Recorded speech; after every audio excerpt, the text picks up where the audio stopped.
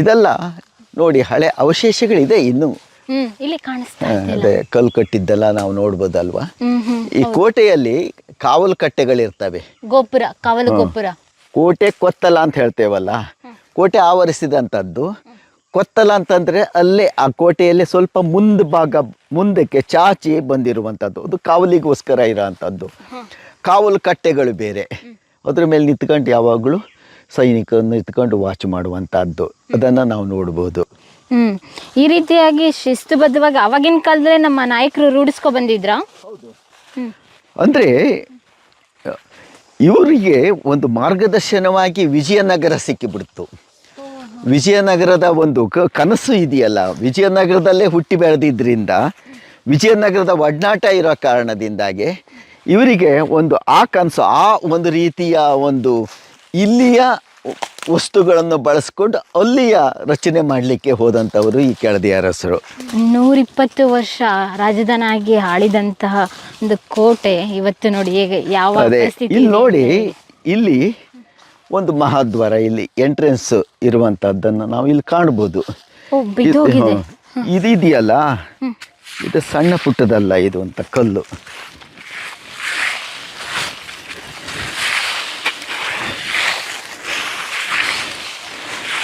ಇದು ಮಹಾದ್ವಾರದ ಮೇಲೆ ಹಾಕಿದ ಕಲ್ಲು, ಈಗ ಬಿದ್ದು ಹೋಗಿದೆ.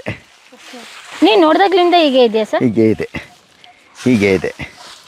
ಇಷ್ಟು ದೊಡ್ಡದಾದಂತಹ ಕಲ್ಲು, ಇನ್ನೂ ದೊಡ್ಡದಾದ ಕಲ್ಲು ಅಲ್ಲಿ ಇರೋಂಥದ್ದನ್ನು ನೋಡ್ಬೋದು. ಹಾಗಾದರೆ ಒಂದು ಕೋಟೆಗೆ ಎಷ್ಟು ಮಹಾದ್ವಾರಗಳಿರುತ್ತೆ ಸರ್? ಕೋಟೆಗೆ ಇಲ್ಲಿ 3 ಗೇಟ್ಗಳಿದ್ದವು ಅಂತ ನಾವು ಬರಬೇಕಾದ್ರೆ ಅಲ್ಲೆಲ್ಲ ಇತ್ತು. ಈಗ ಅದರ ಅವಶೇಷ ಕೂಡ ಇಲ್ಲ.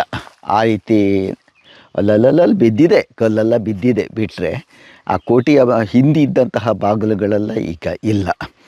ಇದು ಎಂಟ್ರ್ ಆದಮೇಲೆ ಮಹಾದ್ವಾರ, ನಾವು ಕೋಟೆ ದಿಡ್ಡಿ ಬಾಗಿಲು ಅಂತ ಏನು ಹೇಳ್ತೇವೆ, ಒಂದು ಶಬ್ದ ಅದು ದಿಡ್ಡಿ ಬಾಗಿಲು.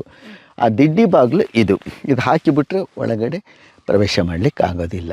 ಅಂದರೆ ಮುಖ್ಯ ಬಾಗಿಲು, ಅಂದರೆ ಅರಮನೆಗೆ. ನಾವು ಇನ್ನು ಪಕ್ಕ ನೋಡೋದಾದರೆ ನಗರದ ಕೋಟೆ ನೋಡಿದರೆ ಅದು ಕೆಳದಿ ಅರಸರ ಕೋಟೆಯೇ. ನಗರದ ಕೋಟೆಯಲ್ಲಿ ಅಷ್ಟು ಸುಸ್ಥಿತಿಯಲ್ಲೇ ಇದೆ, ಇನ್ನು ಯಾವುದು ಹಾಳಾಗಲಿಲ್ಲ. ಇದು ಸಂಪೂರ್ಣ ರಣದುಲ್ಲಾ ಖಾನ, ಅಂದರೆ ಬಿಜಾಪುರದ ಸುಲ್ತಾನನ ಸೇನಾಧಿಪತಿ, ಅವನ ಕಾಲದಲ್ಲೇ ಇದು ಸಂಪೂರ್ಣ ನಾಶವಾಗಿ ಹೋಗಿತ್ತು.